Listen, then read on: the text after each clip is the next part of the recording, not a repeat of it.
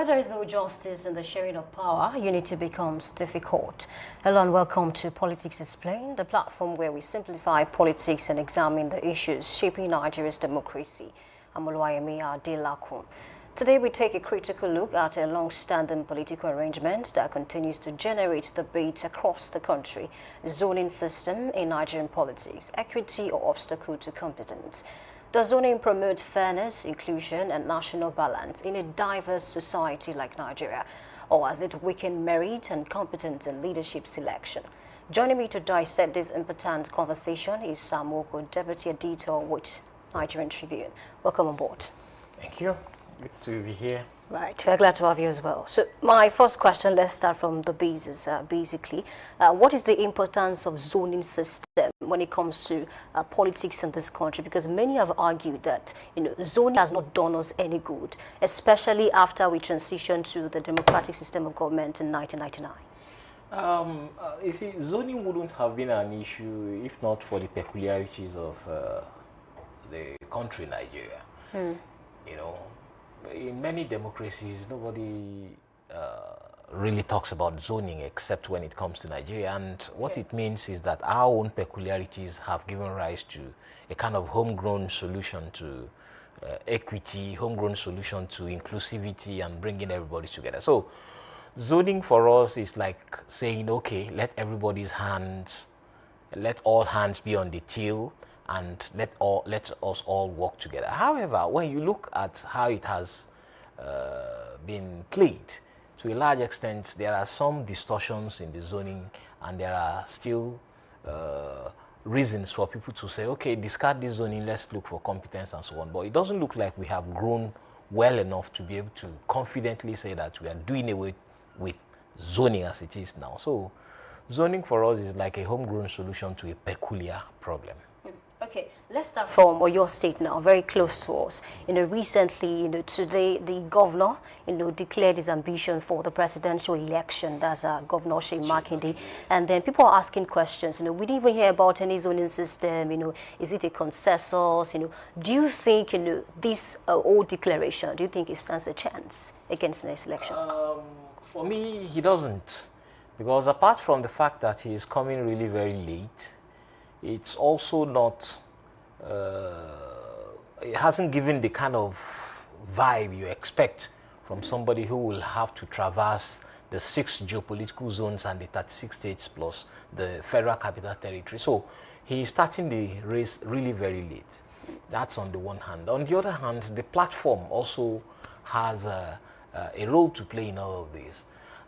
Thirdly, the zone which we are talking about now, right, zoning as a matter of fact, does not seem to be an issue in his own APM, which he has on the platform. APM PDP coalition he is trying to cement to serve as a platform, because the APM, everybody knows, hasn't been the kind of political party with the verve, with that power, with that leverage to give him what many people would have expected. If it had been a party, if it had been on the PDP arm of the APM coalition, then you might begin to say, okay, is anybody coming from other zones and so on? What about his popularity, Governor Makinde? Well, his popularity is still there for him, because you cannot, the popularity may be limited, but it is still popularity. He has his people, he has those who are rooting for him, he has those he will convince along the line, and so on and so forth. But by the time he completes the process of getting to the 36 states and so on, then it becomes another thing entirely. Because you need to first of all sell the platform APM, try to build structures, then you now test your actual popularity outside the zone where you are very well known among the people. Okay, so still talking about zoning, a lot of persons are also asking questions about his anointed candidate in your state. And they are saying that, especially, let me talk about Bayoshi too. In an interview recently, he stepped down and then he's saying he wants to support somebody from Okyogun. That is the turn of Okyogun. That we've seen many, governors, your state, come from Ibadan. What do you make of that statement? Yes, you see, the peculiarity of your state is such that Ibadan is taking preeminence in many of the issues that concern zoning in Oyo State. Okeogun, yes, everybody knows that one way or the other, Okeogun deserves to have a shot. It's just like the Southeast in the overall consideration of things in the country. When you look at the Southeast, you say, okay, if you can merit it, if you can earn it, if you can fight for it, go ahead and fight for it. So if you say the same thing of Okeogun and other areas of your state outside Ibadan, then you begin to sound insensitive. Not because zoning is a problem, but because it is unstated that, okay, you can, I mean, politics is like the winner takes all. So if the winner comes and it happens to come from a zone that has been marginalized, then that's it. So that has remained one of the major snags of the so-called zoning. If zoning is something placed on the table and said, okay, we have concretized it, it's a law or it's a rule, because as it is, it's an unstated rule. If we have concretized it, then everybody can begin to say, yes, it's a finality that it's going to go according to zones. Even in some micro-zoning situations, you found a situation in which a rep member or a House of Assembly member would come from one community, serve one term, and regardless of how good that person is, they will have to push it to another community, thereby denying them the opportunity of having a principal officer in the house, or even the speaker, or some other experienced, which they call ranking lawmakers, which could help them in attracting more dividends of democracy. So this zoning issue itself is as intricate as it looks simple. So talking about Okeogun in specifics, if Okeogun plays the game very well, I'm sure a lot of people will see reason, because there are many Okeogun sons and daughters who are in other parts of the states, including Ibadan, which is the convergence of all of us. Okay, so going back to Seyi Makinde, many have argued that what the government is trying to do is similar to what Kwakwanso did in 2023. He knew, well, that he was not going to win that election, and of course, he decided to run, for the sake of his candidates in the state, like the governorship candidate who later defected, and of course, people were contesting for House of Rep, House of, and the Senate as well. Is that a valid argument? It is. You think Seyi Makinde cannot win the next election? Maybe winning the state, by his own strength, by the strength of who Seyi Makinde is and the things he has done in Oyo State. Yes, he can win elections for his acolytes who are running for Senate, House of Reps, and even the governorship. But Seyi Makinde winning the presidency of the country is out of it. What about his state? Winning in a state, in Oyo State? Now, winning in Oyo State is a different kettle of fish. What says that Seyi Makinde himself is not even working towards ensuring that a certain certain individual. So, generally, the way I'm looking at it is Seyi Makinde will test his popularity. But he's testing his popularity is not against somebody like Tinubu. He's testing his popularity against some other people who may be coming to detract from what Tinubu is doing. Like Jonathan? That's if Jonathan runs, perhaps. Because they are all coming from the south, and they are preparing a recipe for the division of the votes in the south. So who is going to benefit in all of this, from all of this, and from all the things being cooked? We wait to see. But Seyi Makinde winning the states for the presidency, I think it's going to be a very tall order. Really? Okay. You agree with me, or let me say you agree with some Nigerians that, or your state is still a very strong PDP state, maybe not APM, basically. Basically, yes, not APM. Perhaps, maybe we are going to see an Osakwe formula play out here. Excuse me. By Osakwe, I mean the Senator Osakwe, who was denied the ticket of PDP at some point, having served 2 terms in the Senate. He went to ACPN, the party with the squirrel as its logo. He won the election. And after winning the election, he just came back to PDP. He only went there to prove a point. So maybe we have that kind of scenario here. He was in Delta North, he was representing Delta North in the Senate. And after winning that election, he returned to the PDP and told the leaders who denied him the ticket, he said, I told you. It was his popularity that won him that election. It wasn't about... The only difference, we are not talking about Senate, we are not talking about governorship. Senate, Okay. Sorry, we are not talking about governorship, we are not talking about presidency. We are talking about Senate, which was what Senator Osakwe did at that time. So he proved his point at his district. He won the election fair and square. In fact, he was not even challenged in court because it was so glaring. So what I'm trying to say in essence is that Seyi Makinde has laid, he has picked up the gauntlet. Now we see how it goes, because he will test his popularity for his for the APM candidates for House of Assembly, for the House of Reps, and the Senate, and even the governorship.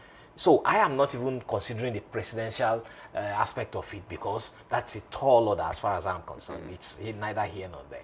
But for those other ones, we see how it goes. He has a chance. All right, thank you for taking me back to his anointed candidate now, Adekombi. So many are saying that, is it that the governor could not groom somebody, directly from his camp, or let me say from the beginning, and that's why he's going for Adekombi? But then this is the real argument. They are saying that, the governor, I watched one of his videos recently, and he said something. He said, this is the person that I have, decided to, pitch to you people. But if you decide not to vote for him, you will bear the consequences for 4 years. So people are asking, so is it about competence now?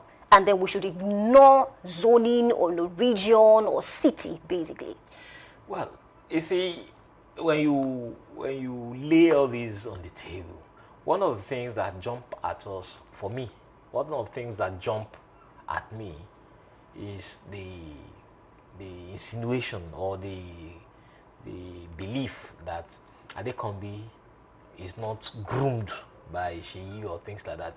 You see, I tend to trace it back to certain eras. Okay. Now, Adekombi and Seyi may not have been seen together in situations and so on and so forth, but those with whom Adekombi was,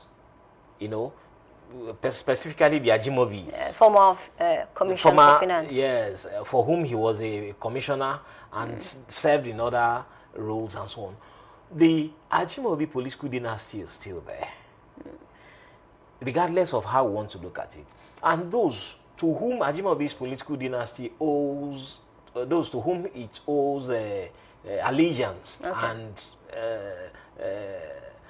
union, they are still there. So what tells people that it is not a kind of cycle of the same people who have said, okay, this is our candidate, this is the man we are going to use? You call all the other people together, and so, because politics is a game of compromise.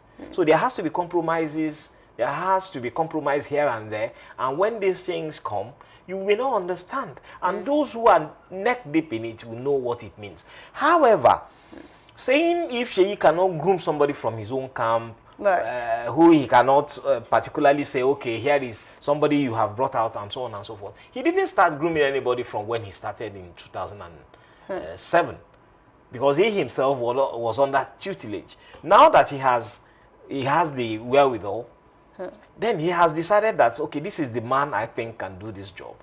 Then it has to be that there must be some messages around this same man he is pointing out, because he couldn't just have picked him in a vacuum like that. People should go and verify this. Okay, all right. Now, let's travel to the federal law. I want to talk about Atiku now. Basically, Atiku, who fought for zoning system in 2010, 2011, even down to 2022, is now saying that zoning is not so important. We should go for competence. And so some Nigerians are asking, is it that he had an encounter and all of a sudden he doesn't believe in zoning system anymore? What's your interpretation? For me, Atiku kind of didn't play it well when it comes to zoning. In 2023, we all knew that everybody was looking down south, particularly after the disastrous 8 years of General Buhari at that time. So people were like, okay, let's have somebody from the down south. That was why Obi was able to make waves, and Tinubu eventually won the election, being from the south. Now that Tinubu has given us 4 years, and people are still wondering if he deserves another term, then the confusion is here. Atiku is there again, and the other people are also there in the south. So for him now not to understand that zoning is an unwritten rule makes it look like he has chosen to flow against the tide. Okay. And if he can weather the storm, that will also give us, teach us a lesson about the strength of his political sagacity. Then if he doesn't win the election, it's another thing entirely. Because generally speaking, Atiku would have said, okay, because age is on his side, he could have said, okay, let me wait it out. And then when it comes back to the north again, because there is no rallying point in the north anymore. There is none. If you look at the north now, you cannot say this is the one man in the north who is coming out and who, it could have been him. But now he hasn't got age on his side. So what happens after the next few years will be a very, very serious issue for Nigerians to consider. So for him to have said zoning is not an issue and things like that, it doesn't. It means he's testing his might against the political tide. Do you think zoning would have helped ADC or maybe allow Obi and Kwankwaso to remain in the party? Yes, it would have. If they had zoned their presidency to the south, then it would have meant that Amechi, Obi, and there's one other man from the north who is also battling it with them in the ADC. Then people would have looked more towards Amechi and what about Kwankwaso? No, Kwankwaso is from the north, because zoning would have said, okay, we want our presidential candidate to come from the south, and when it comes from the south, they are looking at Obi and Amechi, if others did not join them. So as it is now, it looks like they are even looking at competence. Amechi was saying that if he doesn't get the party's ticket by consensus, then they will go for direct primaries. What does that tell you? They have not agreed. So what it means is that since they have not agreed, we are looking forward to a situation in which direct primaries may solve the puzzle. But if they agreed and it doesn't favor Amechi, is he going to remain in the party if he wants to run for the presidency? That is still for us to find out. So generally speaking, zoning would have made ADC to remain the topic. But now, Obi's and Kwankwaso's absence have detracted from the popularity the party has exhibited. Well, ADC has come out to say several times that we are not bothered about Obi and Kwankwaso leaving. Yes, they will tell us they are not bothered, but the figures will affect them. It will bother them. Okay.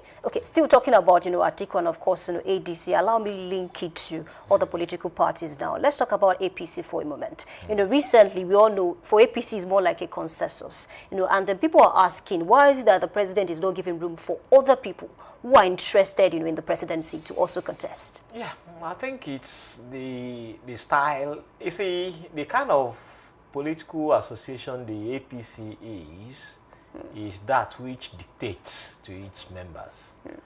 We grew up to know parties that will meet and say, okay, this is where we are going, and everybody goes there.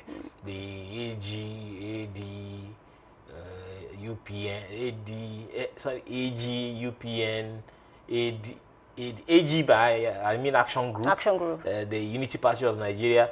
They are a party that is run on hierarchy. And that kind of hierarchy is what they have brought here. But the only problem, no, it's not a problem. The only difference now is that the government, the people in government now take up the leadership of the party, unlike what it was before. Leaders of the political parties were different from those who formed government. And it was the party that dictated what happens in government. But now there is no division, no line again. You can't even separate any one of them.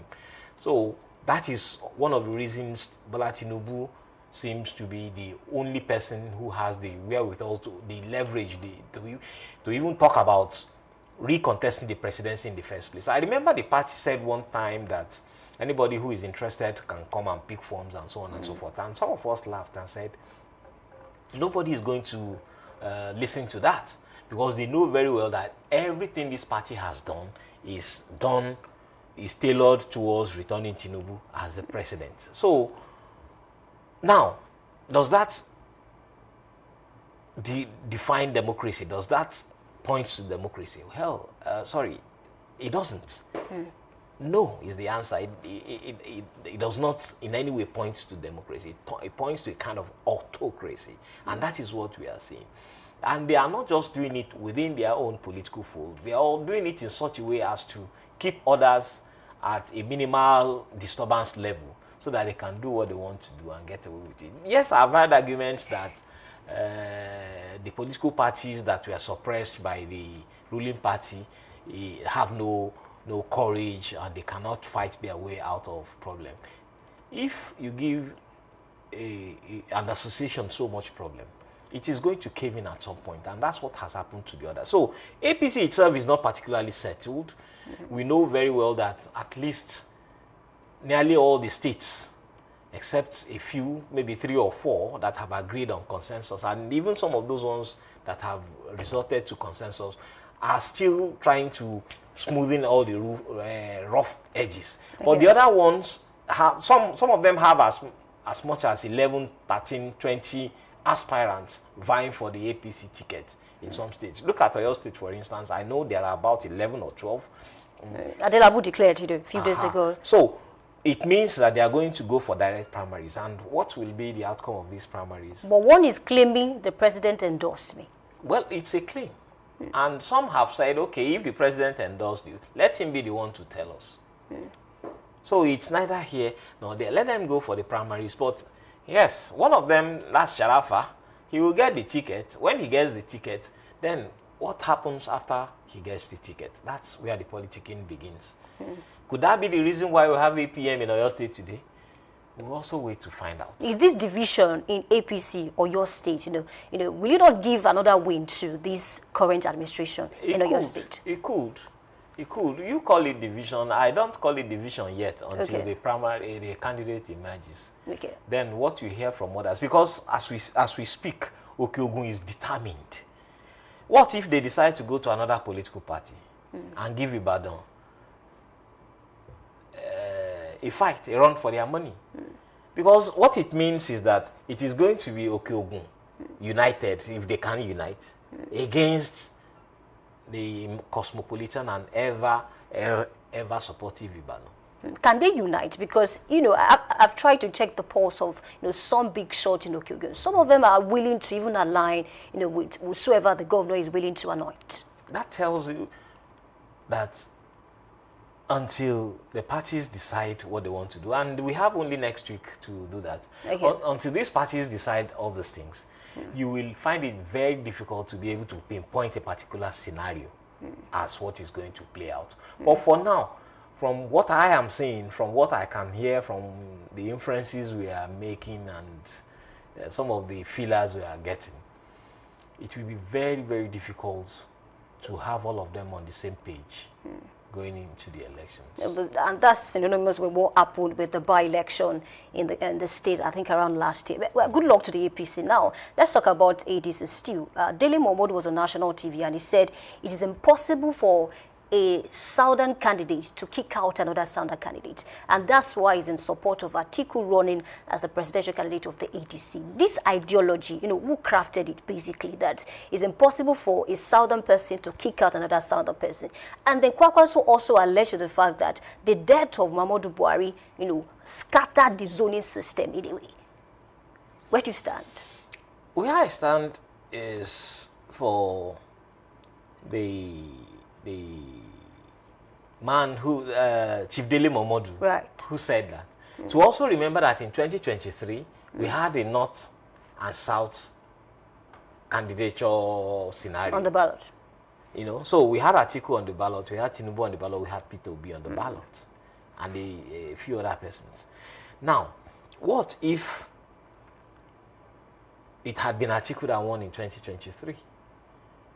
So what we are saying now is that zoning, yes, it came from the South. The South tried to, if he had supported the South in 2023, would the South have been shouting about? I mean, what I'm trying to say in simple terms is he should let zoning be as it is. And Atiku coming out now is wrong for zoning, because zoning shows that it is the turn of the South. And Atiku breached it in 2023 and is further doubling down in 2027, as the case may be. So it's for him. Then on the other leg of the question, that if if this zoning is helping and if it is creating the right scenario for the candidates and the other people who are involved. I don't think so, in the sense that the ADC has refused to zone or has not formally announced zoning. They want the best. They say they are planning the best primaries. They are creating. The party has to dictate. Nice. We want to see how that will work. Then NDC has zoned to the south. So it's clear that anybody who comes from the north will not receive the support of the party. So if the ADC had done something like that, we won't be defending zoning on the one hand, because if it goes back to the north and somebody comes from the south and you talk about zoning, talk against zoning, then it will mean that we are not trying to do the best we can to include others and create better inclusivity in our political system. Like I said at the beginning, zoning is our own solution to a homegrown solution to the problem of bringing everybody on the same page. So it should not be jettisoned, it should not be cleaned, it should not be dismissed with the wave of hand. It is important. It is not. You know, rules don't cause problems. Interpretation of the rules is what causes problems. And when rules are misinterpreted, you know, lack of justice, then that's when you begin to fight for peace. But once justice is at the foundation, I don't think there's any need for anybody to raise eyebrows or get crossed at what happens. Okay.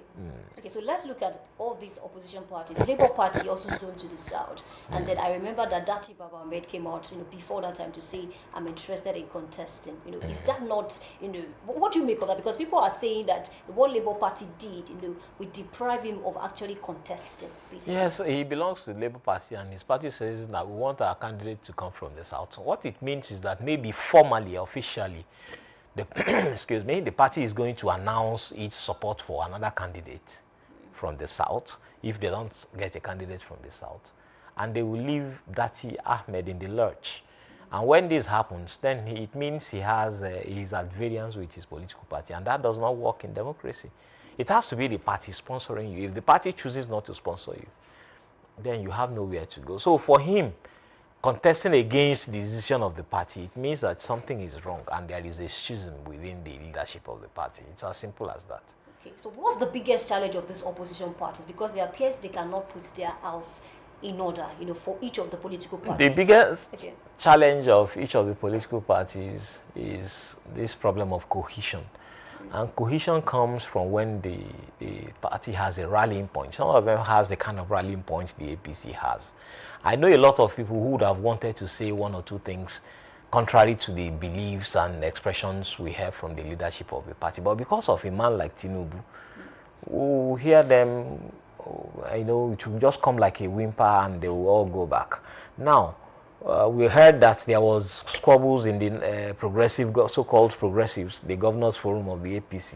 We heard that there were squabbles and they called them and said, hey, cool down, and it all went quiet. We don't have anybody who can do that for the other political parties. Atiku hasn't got that kind of clout anymore, you know. So that is the number one problem of those other political parties. And once that one is there, then every other thing will be an additional problem. It will just be a plug-in problem. It's not going to be the vine itself. The spine of the problem is that all the other ones are branches, you know. So cohesion, you know, a rallying point, that's the problem of all the opposition political parties. All right. Can Nigeria survive without zoning system? Let's just assume we decide to do away with zoning for the next 15 years. Nigeria can survive. Look, without even belaboring this matter, Nigeria can survive without the zoning system. And let me tell you why. If you have a president who does what is expected of a president, who speaks up when people are being killed in a country, like South Africa, where we have somebody boasting that he is now the ambassador to South Africa instead of another country where he was originally posted, and you are there, you are not saying anything about the killing. If we have the kind of president who will stand up for the citizens and do the things that are expected of him, Nigerians will not mind where the person comes from.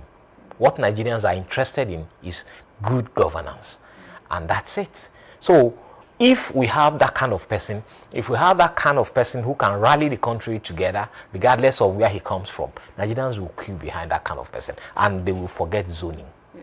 All right, thank you for taking me there. I want to ask you one quick question in 1 minute. Senator Adams Oshomole mentioned that to actually stop these xenophobic attacks, against Nigerians in South Africa, we should nationalize, some of the brands of South Africa and Nigeria. Is that a good thing to do? It will be going so much more than they prescribed. Okay. It will be going too far. However, I think it will serve as a deterrent, not to nationalize them, but to even say something along the line of showing that there should be a kind of deterrence. When deterrence is there, when some form of threat in retaliation to, threat in response to what is happening in South Africa is made known, and there are strong voices behind it, I'm sure it's going to stop, because the South African government has been handling this matter with kid's gloves. They've not been treating it as well as they should. They've not been saying what they should say. They've not been doing what they should do. So if Adams Oshomole comes up with a solution which he thinks is the best solution, that's the only solution on the table right now. What has the Nigerian government done in itself? Nothing. They said, okay, Ghana, one country is evacuating 300 of its citizens now.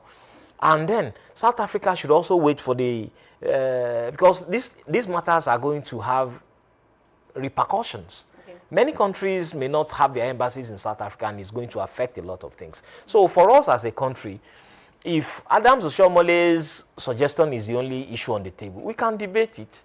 For me, if they decide to nationalize some of those assets, I don't care.